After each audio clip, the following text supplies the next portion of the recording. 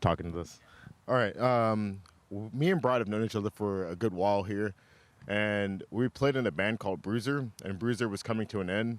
So we were at a show, and we had already been talking about starting a band, and we were sitting outside of the show, and we're like, hey, let's start a band. It was the Proper Bar, rest in peace. We were like, hey, let's start a band. And then Emma actually just ran up and was like, can I be in the band? And we were like, sure. Now we got to find a drummer. It was that No Solace show, right? Yeah, it's the No Solace show. Yeah. We played in a band called Bruiser that also doubled as another band called No Solace. Same members, just flopped around, yeah. But that's how we formed. And then the drummer didn't work out at the time, but he helped us like build our foundation. And I worked at this place called Monkey King at the time. And the GM told me that I should ask the guy across the street who worked at All Good Cafe if he wanted to play drums in my band. And I kept peering out at him, and he looked kind of scary, and I didn't know what to think. But we did like have this little bit of contact where we would like look at each other and like nod heads. I would see your disruption. Yeah. Like, that guy's cool. Like, this guy's got a leather jacket. And so eventually I just asked him if he could join, and he said yeah. And At first we were like, oh, Stefan's like so busy and all those projects. We just want help for a little bit, like no big deal. And then he ended up wanting to join full time, and that's how we were born. yeah, we were actually just gonna play, record, and then quit, and then Stefan agreed to just join. They wanted to do a one-off show and just put out a recording, which I understand doing things for the sake of, recording projects and whatnot, but it seemed like, why did we do all this work and enjoy ourselves so much if we're going to limit it to just one show? So I kind of brought up the idea that, this could be a long-term relationship. And it has been. You wanted to take it serious? Yep. What are we?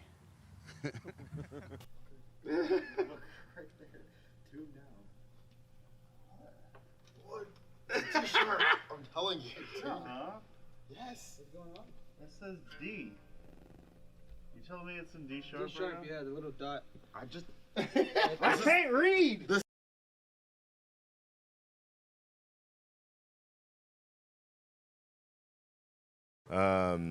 All across the board, man. We take influence from a lot of different things. Stefan has a huge musical background, and Brad and I also come from big classical backgrounds. And Emma's got you went to a magnet school for art and everything. So We all have very varied backgrounds. We all have our like genre favorites and different spectrums of the same genre that we like more. So I think that all kind of comes together because we definitely are a grindcore band, but we have, some more jazzy parts. We definitely have more death metal influence parts, some more black metal parts, some just straight up hardcore punk parts. But just never longer than 2 minutes. Yeah. That's the only thing. yeah, We do have one. No. no. It should be. Yeah. We do have a 3-minute and 30-second long song on the new album, so if you guys are ready for a grindcore epic. Yeah, it is. It is a grindcore epic. Yeah, I mean, like, we're not limited to the style that we play in terms of what we're, inspired by. But, we listen to a lot of D-beat, power violence, hardcore punk, grindcore, crust. We also love a lot of post-punk and darker shit like that. Some synthy stuff, Who knows if some of these influences will ever come through. You can catch Imperial Slaughter dancing at the nightclub. We're into multiple styles, But yeah, for this band, what I channel is like, I've been obsessed with international hardcore DIY punk since I was a child. So it's really just me living out my childhood fantasy with them again. That's why whenever I filled in on drums with them for the first time and then asked if we could continue, I was like, man, I feel young again playing with you guys, and it's really exciting because I just like delve into listening to the same shit as I did in high school and stuff, and yeah, we just like to play fast and short and sweet, as brutal as possible.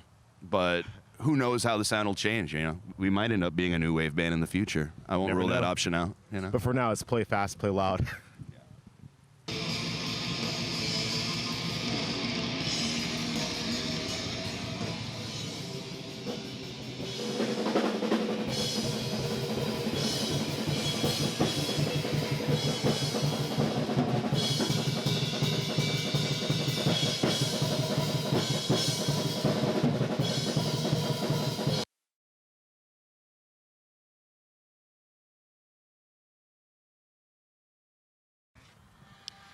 Well, A little bit of both. life sucks. Yeah, a little bit of both. There will be times where we'll have like a good productive streak, and then life will hit all of us individually at different times, as hard as hell, and we just have to roll with the blows. Rough time for most of us, I would say. I But think Brad's Ooh, been 2020. okay for the most part.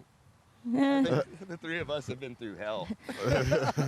all different levels of hell, you know. Has it been easy to like focus that as the inspiration for the band? most Oh, yeah, for definitely. sure.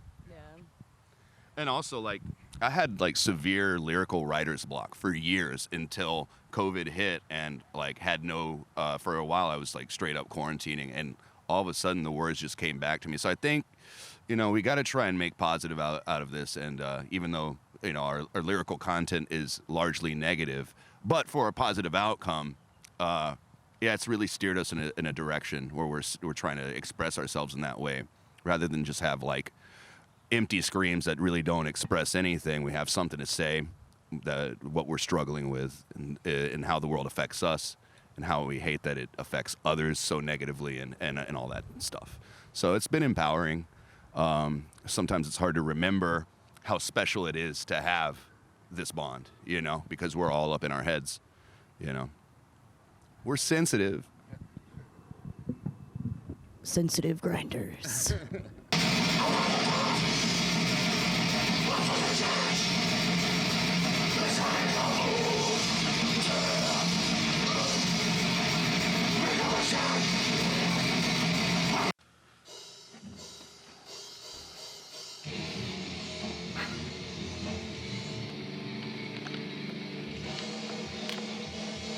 Reaching for the solution. Freedom through resolution. Bring the change, destroy our future.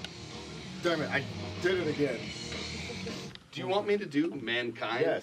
please. You want me to? Yeah. Okay. So you just want me to do Mankind is fucking pollution. but say that part. I always forget to say it for some reason. Okay. Let's Just do it again. do the song with me. Karaoke. Let's do it. It's like that time we did. To do it. You know. Bizarre Love the Triangle. time we did the This song is- Love Triangle. So much better though. All right, go ahead. Sorry.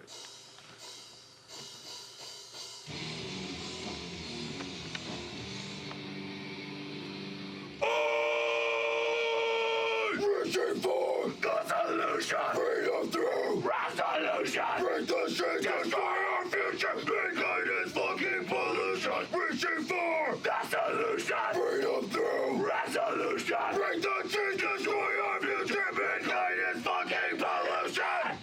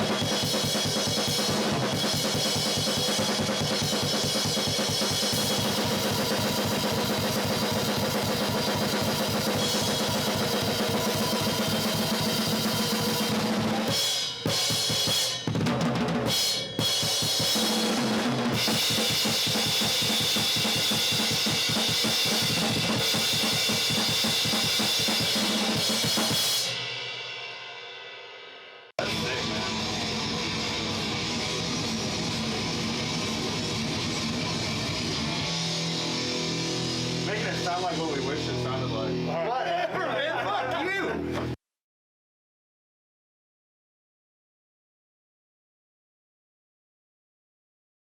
So the album is called Vile Slobs, and it was written with intent of just being a new LP. And we had some songs. It's kind of taken almost 2 years because we started on it and we put it down for a little bit because life got in the way, and then we picked it back up. And when COVID happened, and just started like adding to it, and it's a combination of a bunch of different styles that we're influenced by.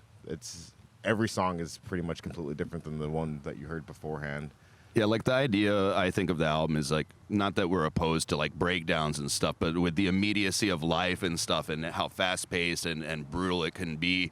I feel like we cut out a lot of the fat of all these breakdowns that we had, which none of us are opposed to even bringing that back. But it's just we had a lot to talk about, a lot occurring to us at the time that COVID happened, and then all these like international protests and shit like that. I think that it's just kind of like us analyzing the fast pace of life. So everything on this album is way more to the point.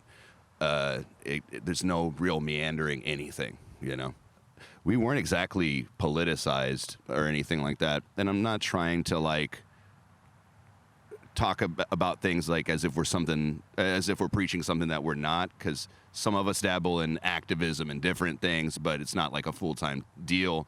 But I really think that now it's, aside from our music getting more extreme and tighter and just, stay like raging, that, you look around the world and you kind of got to reference some of the instability and the unrest and like all the crazy shit that's going on worldwide. And so I think like a lot of the lyrical content for this new album really tackles that, a lot of the societal struggles, Black Lives Matter, queer positive, more inclusion, anti-fascist, etc.